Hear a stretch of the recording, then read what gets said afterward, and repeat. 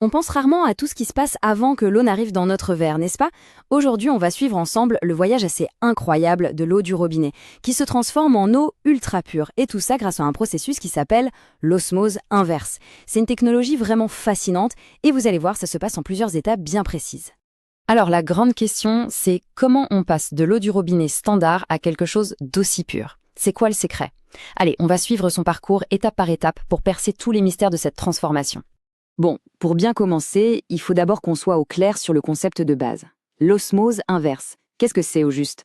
Comment ça fonctionne concrètement? En fait, l'idée est à la fois simple et absolument géniale. Imaginez qu'on force l'eau à passer à travers un filtre incroyablement fin.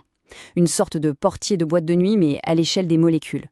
La règle est stricte. Seules les molécules d'eau peuvent entrer. Tout le reste, tous les indésirables, restent à la porte. C'est un processus purement mécanique, super élégant et surtout redoutablement efficace. D'accord, maintenant qu'on a le principe en tête, passons à la première phase du voyage. Parce qu'avant d'arriver au cœur du système, l'eau, elle, doit se préparer. On peut voir ça comme une sorte de parcours du combattant, une étape qui est absolument cruciale pour la suite. Sur son chemin, l'eau va rencontrer deux gardiens.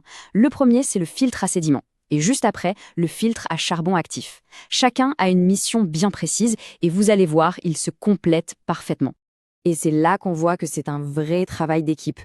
Le filtre à sédiments, c'est un peu le garde du corps physique. Il bloque tout ce qui est grossier, comme le sable, la rouille, bref, tout ce qui pourrait boucher le système. Ensuite, le charbon actif prend le relais. Lui, c'est le protecteur chimique. Il neutralise le chlore, par exemple, qui est très agressif et pourrait abîmer la membrane. Ensemble, ils préparent le terrain pour la star du spectacle. Et on y est.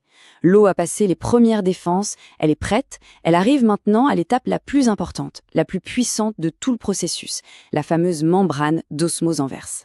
Voilà, c'est vraiment ça, le cœur du réacteur. Toute la préparation qu'on vient de voir, les deux filtres, tout ça n'avait qu'un seul et unique but, amener l'eau jusqu'ici dans les meilleures conditions possibles. Cette phrase, elle résume absolument tout. La membrane est dite semi-perméable. C'est un mot un peu technique, mais l'idée est simple. Imaginez une passoire avec des trous tellement petits que seules les molécules d'eau arrivent à se faufiler. C'est tout. Absolument tout le reste est trop gros et se fait bloquer. Et quand on dit tout le reste, on ne plaisante pas. La liste est juste impressionnante.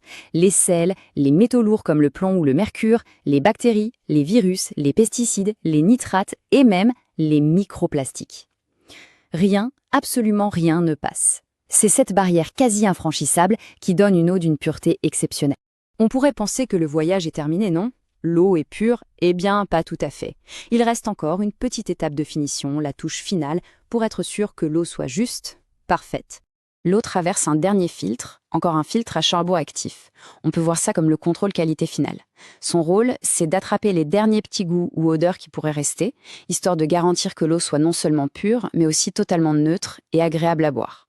Et puis il y a une dernière étape possible. Elle est souvent optionnelle, mais elle est très intéressante. C'est un peu paradoxal. Après avoir passé tant de temps à tout enlever, on peut choisir de réintroduire certaines choses. C'est la reminéralisation. Le truc, c'est que le système est tellement efficace qu'il retire aussi les bons minéraux, comme le calcium et le magnésium. Alors cette étape, elle permet de les rajouter, mais de manière contrôlée, juste ce qu'il faut. Et le résultat est là, une eau qui a un meilleur goût, un pH plus équilibré et qui en plus participe à nos apports en minéraux. Bon, on a vu tout le parcours, de A à Z. Maintenant, pour conclure, il y a un point vraiment essentiel à retenir. C'est l'idée que tout ce système est une seule et même machine. Chaque pièce du puzzle a son importance. Et là, on pourrait se poser la question, logiquement, est-ce qu'on est vraiment obligé de tout faire? Est-ce qu'on ne pourrait pas, par exemple, sauter une étape pour simplifier le tout? La réponse est un grand non, c'est très clair. Ce système, c'est une chaîne et chaque maillon est vital. Si on enlève la préfiltration, la membrane principale, la star du système, se bouche et s'abîme en un temps record. Si on enlève la membrane, eh bien, il n'y a plus de purification du tout.